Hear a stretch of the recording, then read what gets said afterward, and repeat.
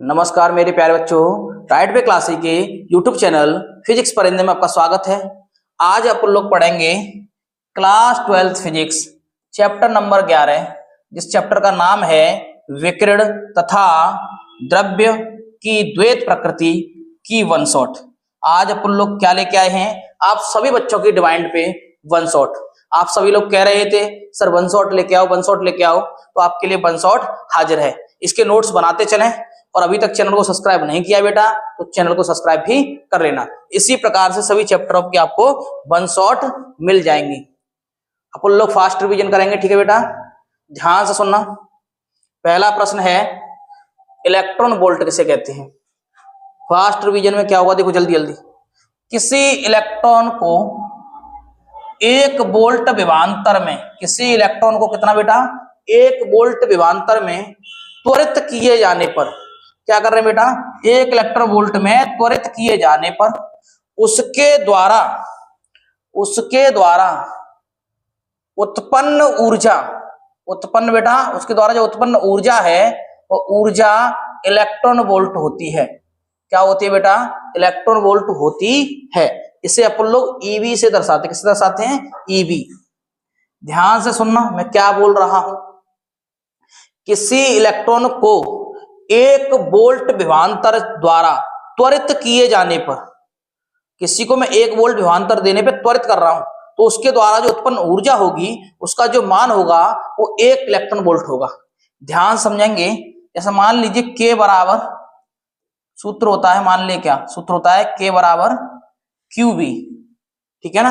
अब के कितना दे रखा है, एक इलेक्ट्रॉन वोल्ट।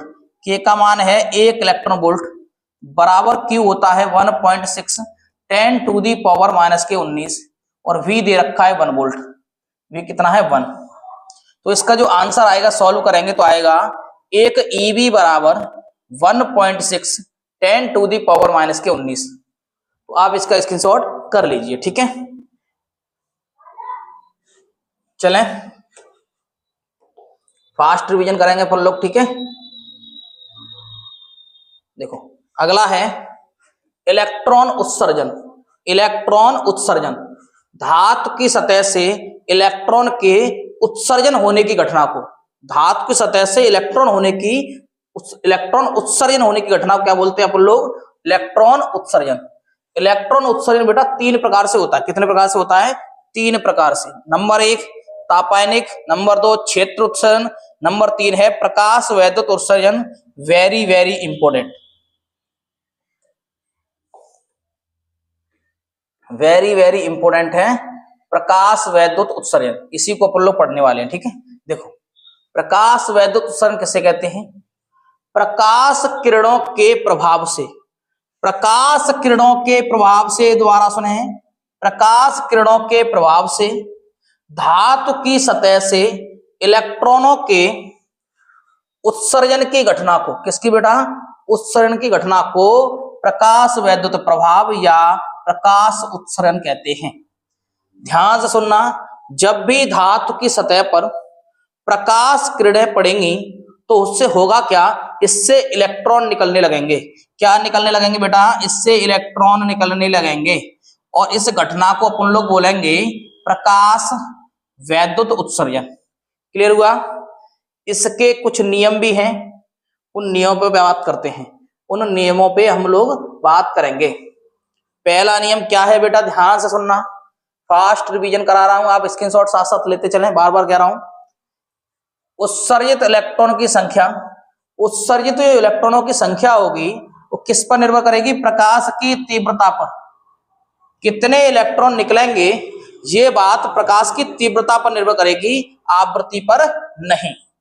पॉइंट नंबर 2 है बेटा, उत्सर्जित इलेक्ट्रॉन का जो वेग है, उत्सर्जित इलेक्ट्रॉन का जो वेग होगा बेटा वो प्रकाश की आवृत्ति पर निर्भर करता है। किस पर बेटा, प्रकाश की आवृत्ति पर, तीव्रता पर नहीं।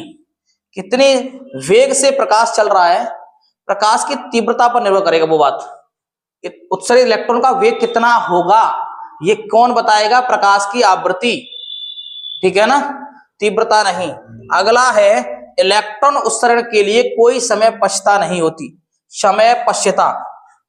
ध्यान से सुनना, इसका मतलब है तुरंत जैसे ही मैंने प्लेट पर धातु की सतह पर सूर्य की किरणें पड़ी, तुरंत बिना सेकंड लगे हुए इससे इलेक्ट्रॉन निकलने लगे, उसे बोलते हैं समय पश्यता। ठीक है ना, समय पश्यता मतलब है तुरंत, बिना किसी सेकंड के, तत्पश्चात। ठीक है ना। अगला पॉइंट है, प्रकाश की आवृत्ति एक न्यूनतम आवृत्ति से कम है। अगर प्रकाश की आवृत्ति जो है अगर न्यूनतम आवृत्ति से कम है तो धातु की सतह से कोई इलेक्ट्रॉन नहीं निकल सकता, कोई इलेक्ट्रॉन नहीं निकलेगा बेटा। ठीक है ना। क्यों नहीं निकलेगा? क्योंकि उसकी जो आवृत्ति है इतनी कम है कि वो इलेक्ट्रॉन निकाल ही नहीं सकती धातु की सतह से। तो क्यों निकलेंगे बेटा बताओ? तो अगला प्रश्न देखेंगे अपन लोग।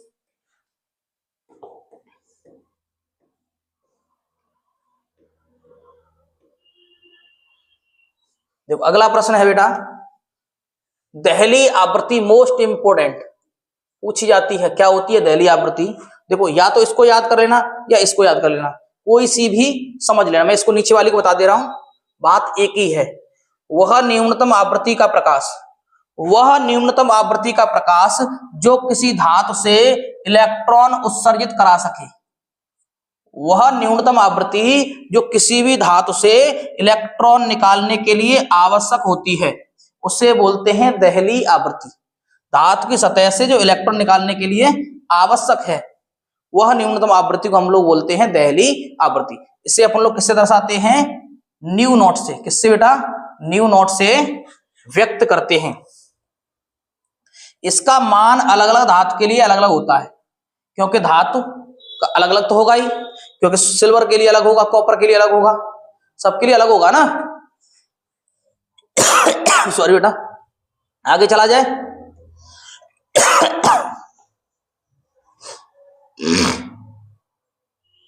अगला है दहली तरंगदैर्घ्य।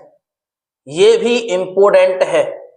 किसी पदार्थ की दहली आवृत्ति, किसी भी पदार्थ की जो दहली आवृत्ति है न्यू नॉट, क्या है बेटा? ये वी कर दिया है उसने मिस्टेक से, ये क्या है? New not. क्या है बेटा? न्यू नॉट के संगत प्रकाश की तरंगदैर्घ्य को, किसी पदार्थ की दहली आवृत्ति न्यू नॉट, दहली आवृत्ति क्या है बेटा? न्यू नॉट, संगत प्रकाश की तरंगदैर्घ्य सी को दहली तरंगदैर्घ्य कहते हैं। दहली तरंगदैर्घ्य अर्थात लैम्बडा कहते हैं। लैम्बडा शून्य नहीं बेटा, लैम्बडा कहते हैं, केवल क्या कहते हैं? लैम्बडा नॉट, लैम्बडा नॉट कहते हैं। इसको याद करेंगे अपनी सिंपल भाषा में। देखो, किसी पदार्थ की दहली आवृत्ति न्यू नॉट, उसके संगत प्रकाश की संगत तरंगदैर्घ्य सी के अनुपात को दहली तरंग यानी कि लैम्बडा नॉट कहते हैं।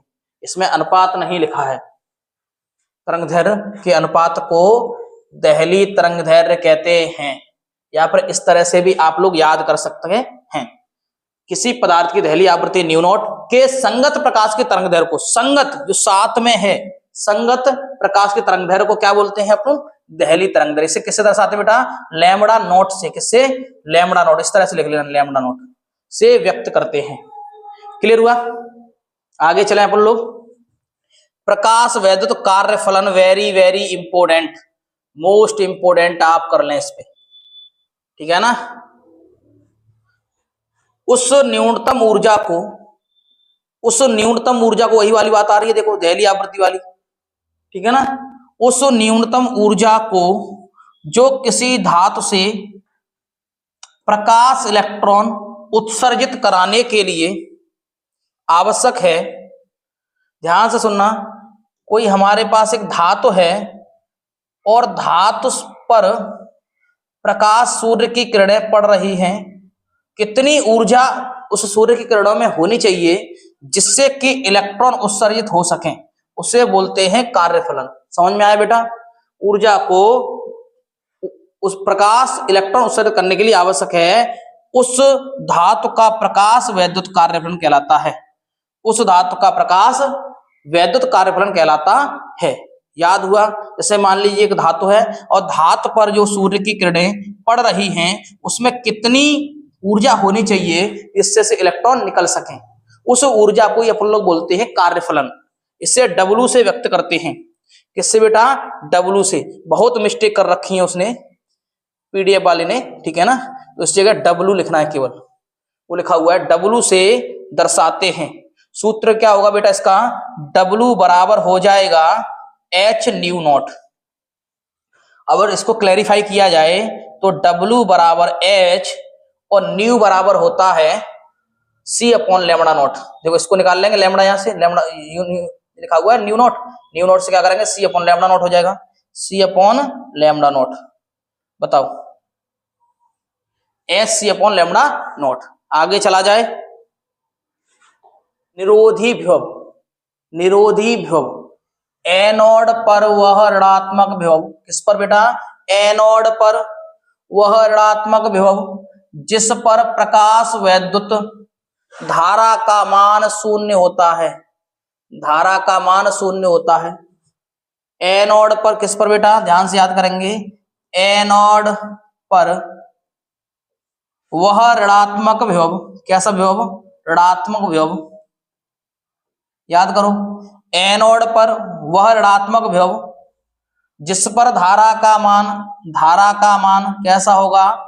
शून्य होगा, धारा का मान शून्य होगा, निरोधी विभव कहते हैं, या निरोधी विभव कहलाता है। ठीक है, आगे ध्यान से सुनना। अगर इसके सूत्र की बात की जाए, यदि निरोधी विभव V नॉट की गतिज ऊर्जा हो तो प्रकाश की इलेक्ट्रॉन गतिज ऊर्जा, तो ऐसी कंडीशन में जो E के होगा वो होगा E V नॉट। V है ये, ठीक है, ये V नॉट, इसका सूत्र है E के सफिक्स में K है, E सफिक्स में K बराबर होगा EV नॉट। क्लियर? आगे चला जाए, यहां से बेटा ये हर साल आने वाला प्रश्न है, आइंस्टीन का प्रकाश वैद्युत समीकरण। आइंस्टीन का बेटा क्या? प्रकाश वैद्युत समीकरण। ऐसे प्रश्न हैं जो हर साल किसी न किसी बोर्ड में पूछे जाते हैं, ध्यान से सुनना। प्लांक के क्वांटम सिद्धांत के अनुसार H बराबर होता है, E बराबर होता है h न्यू। क्लियर? आइंस्टीन के अनुसार, ये किसके अनुसार था? प्लांक के क्वांटम सिद्धांत के अनुसार होता है E बराबर h न्यू। अब आइंस्टीन भैया ने बताया ये जो h न्यू है, यानी कि जो ऊर्जा है, जो अवशोषित ऊर्जा से दो प्रकार से व्यक्त होती है। ये अवशोषित जो ऊर्जा है, ये वाली ऊर्जा, वो दो प्रकार से व्यय होगी। कैसे कैसे होगी बेटा? एक होगी ऊर्जा एक भाग इलेक्ट्रॉन की धातु से हटाने में, इलेक्ट्रॉन को धातु, क्या लिखा है? ऊर्जा का एक भाग इलेक्ट्रॉन की धातु से हटाने में, यानी कि W में, धातु की सतह से इलेक्ट्रॉन निकालने में, तो W में। दूसरा जो होगा ऊर्जा का शेष भाग उत्सर्जित ऊर्जा देने में, यानी कि गति ऊर्जा प्रदान करने में, वो क्या बोलेंगे उसको? EK में। किसमें बेटा? E सफिक्स में K में। तो ध्यान से सुनना क्या कहना चाह रहा हूं मैं कहना चाह रहा हूं जो प्लांक का क्वांटम सिद्धांत था, उन्होंने बताया था E बराबर होता है h न्यू। अब आइंस्टीन ने क्या बताया? जो ऊर्जा h न्यू है ये दो रूपों में खर्च होगी। कैसे कैसे होगी? एक W के रूप में, यानी कि धातु की सतह से इलेक्ट्रॉन निकालने में, और एक जब इलेक्ट्रॉन सतह पर होंगे उनको गतिज ऊर्जा प्रदान करने में। ठीक है ना? तो कितने रूपों में? दो रूपों में। बात समझ में आई? तो इसको अगर क्लैरिफाई किया जाए बेटा तो ध्यान से सुनना। तो हमने अभी बताया आपको जो ऊर्जा E है, यानी कि E बराबर h न्यू जो है, वो कितने रूपों में खर्च हो रही है? दो रूपों में। कितने रूपों में? दो रूपों में।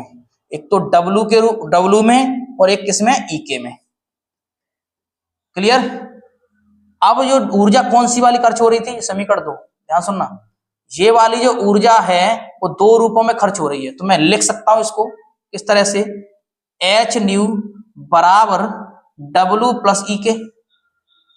हाँ या ना?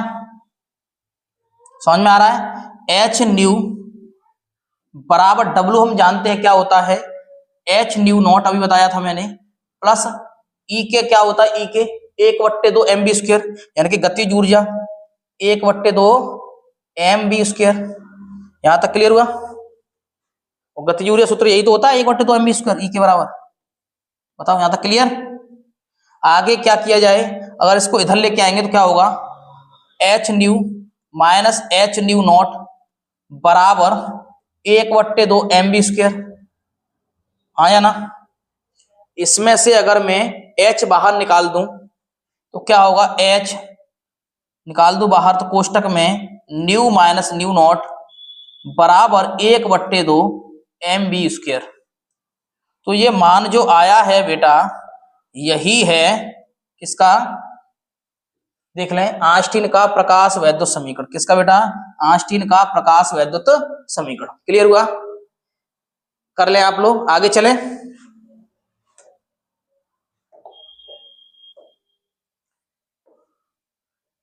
आगे है बेटा प्रश्न अगला है,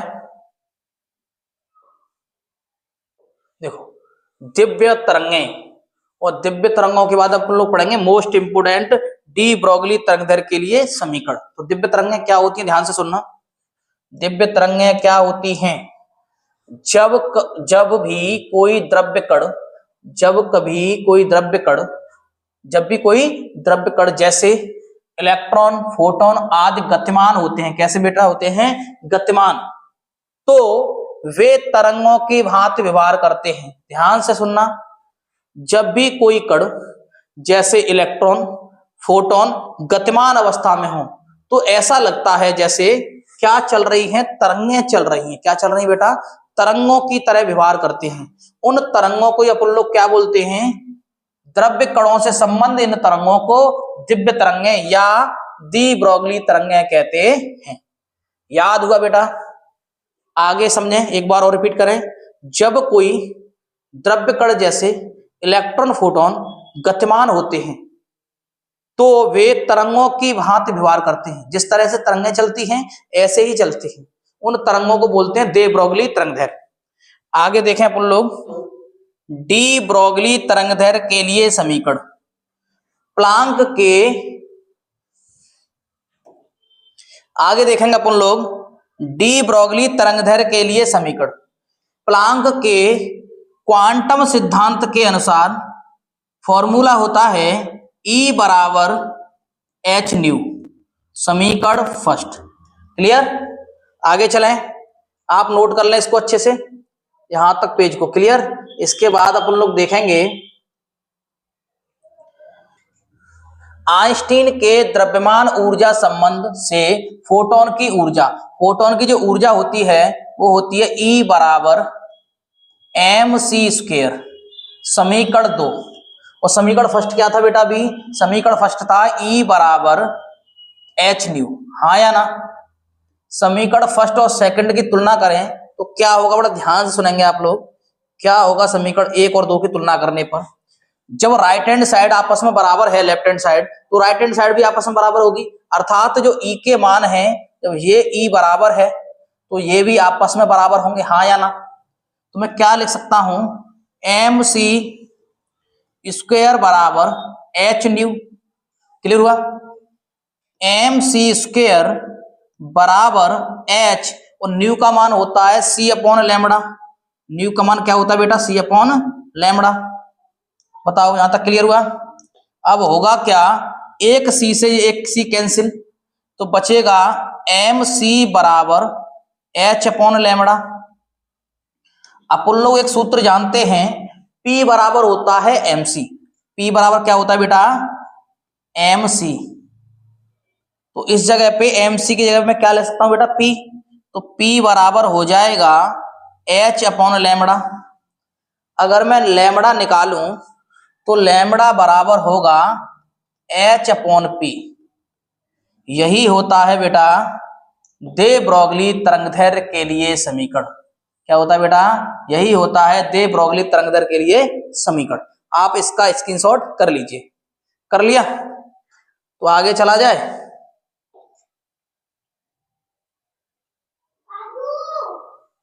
तो आशा करते हैं आप सभी को वीडियो पसंद आई होगी। अगर पसंद आई तो लाइक करें, शेयर करें। मिलते हैं नई मजेदार वीडियो के साथ, तब तक के लिए जय हिंद, वंदे मातरम।